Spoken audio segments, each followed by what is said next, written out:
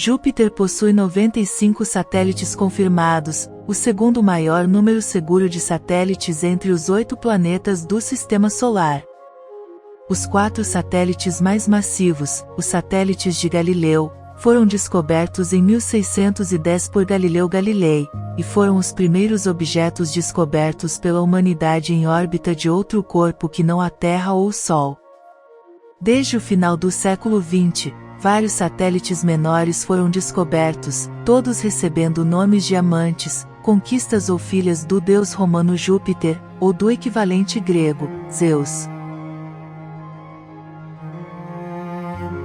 Os 4 satélites de Galileu são facilmente os maiores corpos em órbita do planeta, com todos os demais satélites mais os anéis de Júpiter sendo responsáveis por apenas 0,003% da massa em torno do planeta.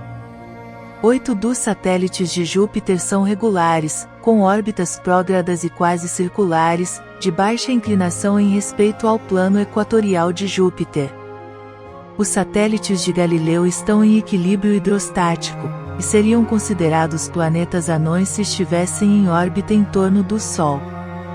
Os outros 4 satélites regulares são muito menores e mais próximos do planeta, e servem como fonte de poeira dos anéis jupiterianos. Os outros satélites de Júpiter são irregulares, cujas órbitas, prógradas ou retrógradas, estão significantemente mais longe do planeta, e possuem maiores inclinações e excentricidades orbitais. Estes satélites eram provavelmente corpos menores que foram capturados pelo planeta. 30 satélites foram descobertos desde 2013 e ainda não receberam nome. As características físicas dos satélites de Júpiter variam significantemente. Os 4 satélites de Galileu todos possuem mais de 3.000 km de diâmetro. O maior satélite do planeta, Ganímedes, é o maior satélite natural do Sistema Solar, bem como o maior, tanto em tamanho quanto em massa, depois dos 8 planetas, sendo maior em diâmetro do que Mercúrio.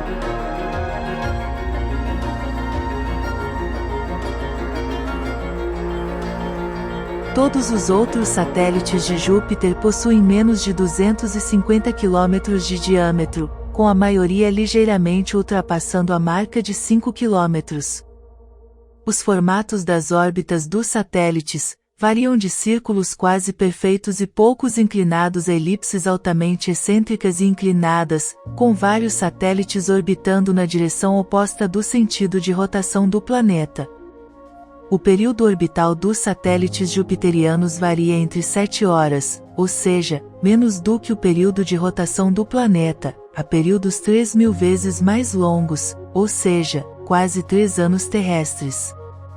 Acredita-se que os satélites regulares de Júpiter tenham sido formados através de um disco circumplanetário, este sendo um disco de gás e poeira em acreção, um processo análogo ao de um disco protoplanetário. Os satélites podem ser os remanescentes de um número de satélites similares que formaram-se no início da história do planeta.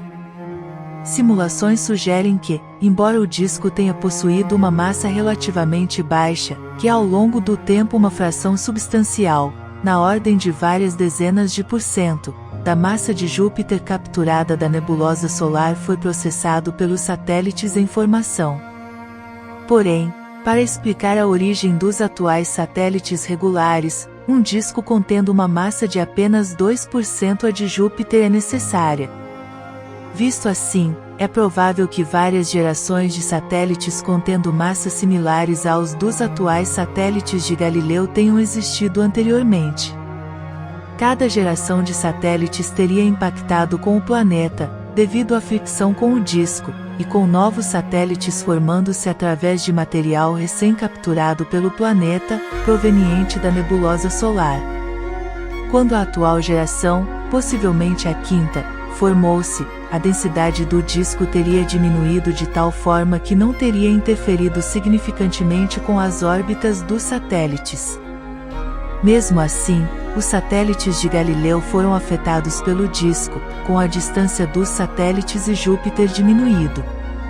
Tais satélites foram protegidos parcialmente por uma ressonância orbital, que ainda existe no presente, de 4 horas 2 minutos e 1 segundo, entre Io, Europa e Ganímedes. A massa maior de Ganímedes, relativo aos outros satélites, significaria que o primeiro teria migrado em direção ao planeta mais rapidamente do que Europa ou Io. Acredita-se que os satélites exteriores, irregulares, tenham sido asteroides que foram capturados por Júpiter, durante o período no qual o disco ainda era denso e massivo o suficiente para absorver uma parcela significante do momento destes asteroides, o suficiente para capturá-los em órbitas em torno do planeta.